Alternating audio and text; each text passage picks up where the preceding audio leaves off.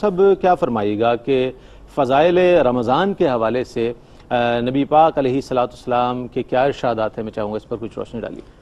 اعوذ باللہ من الشیطان الرجیم، بسم اللہ الرحمن الرحیم۔ اگر آپ اجازت دیں تو میں قرآن سے تھوڑا سا استدلال کرتے ہوئے عرض کرتا ہوں۔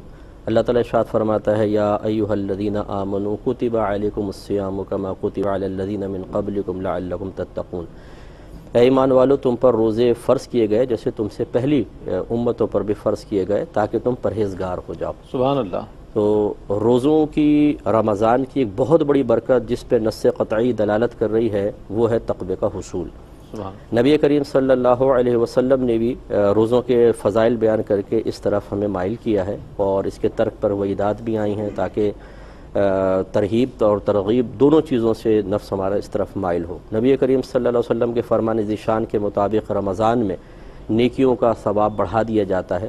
اس میں ہمارا نفل فرض کے برابر اور ایک فرض 70 فرائض کے برابر ہو جاتا ہے۔ رزق میں اضافہ ہوتا ہے، برکات کا نزول ہوتا ہے۔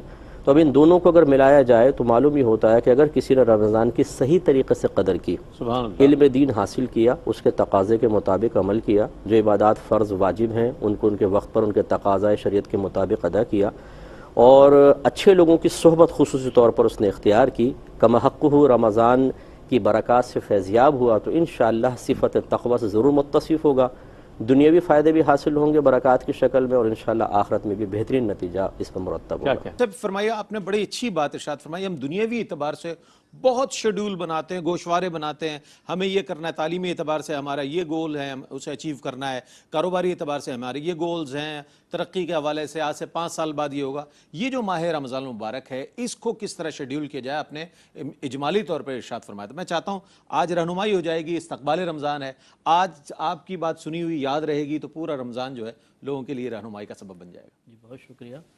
لیکن سب سے پہلے تو عبادات کا انتخاب کیا جائے جس میں فرائض بھی ہیں، واجبات ہیں، مستحبات ہیں۔ مثلا 5 نمازیں تو فرض ہیں ہی ہیں، پھر اس کے بعد جو سابقہ قضا نمازیں رہ گئیں ان کا حساب و کتاب کر لیا جائے کہ بلوغت کے بعد سے ابھی تک کتنی نمازیں نکل چکی ہیں۔ ایکوریٹ تو کسی کو نہیں پتہ ہوتا، غالب گمان کر کے ان کو اس کو کاؤنٹ کر لیا جائے اور آہستہ آہستہ ارادہ کر لیں کہ رمضان میں ان کو ادا کریں گے۔ اس کے علاوہ پھر آ جاتے ہیں سنن اور مستحبات ہیں، اشراق چاشت ہے، اس کے بعد اوابین وغیرہ ہے، اور خاص طور پہ تہجد کہ پورے سال میں کسی کو شاید اتنا موقع نہ مل سکے جتنا رمضان میں اس کو آسانی سے موقع مل سکتا ہے۔ سحری کے لیے اٹھتے ہی ہیں، فجر کے لیے وضو کرنا ہے، پہلے وضو کریں، 2 رکعت نماز پڑھیں، سحری کر لیں۔ تو یہ بہت ہی اچھا ہو جائے گا کہ پورے رمضان میں کم از کم آپ یہ کہہ سکتے ہیں کہ میں تہجد گزار رہا۔ سبحان اللہ۔ اس کے علاوہ پھر قرآن پاک کی تلاوت ہے، اذکار الہیہ ہیں، جیسے حضرت نے اشارہ فرمایا کہ سرکار نے فرمایا کہ جو اس رمضان کے مہینے میں کوئی نفل کام کرے گا تو فرض کے برابر، اور ایک فرض 70 فرائض کے برابر ہوگا۔ تو اس کا مطلب ہے کہ نوافل بھی اگر اختیار کریں گے، مستحبات، تو اس کا درجہ بہت ہی زیادہ ہے، اس کا ثواب بہت بڑھ گیا ہے۔ اس کے علاوہ پھر تعلیم و تعلم سب سے زیادہ ضروری ہے۔ آج کل اپنے گھروں کے اندر ہے اور آن لائن ایجوکیشن بہت آسان ہو گئی ہے، تو ایسا اگر کوئی ان کو سلسلہ مل جائے کہ کہیں فرض علوم سیکھنے کا موقع مل رہا ہے، کہیں پر کوئی اور چیزیں سکھا رہے ہیں، تو اس کلاس کو جوائن کریں، اور ایک اپنا ٹائم جو ہے وہ ضرور تعلیم و تعلم کے لیے بھی رکھیں۔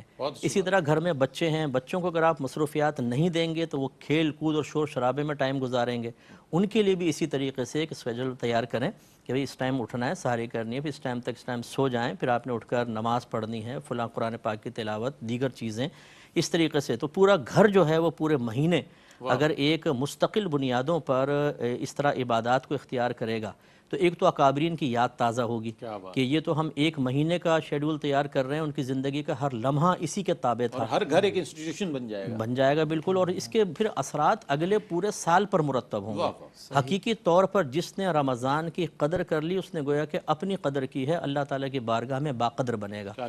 تو اس لیے ان دنوں کی زیادہ ہمیں قدر رکھنی چاہیے۔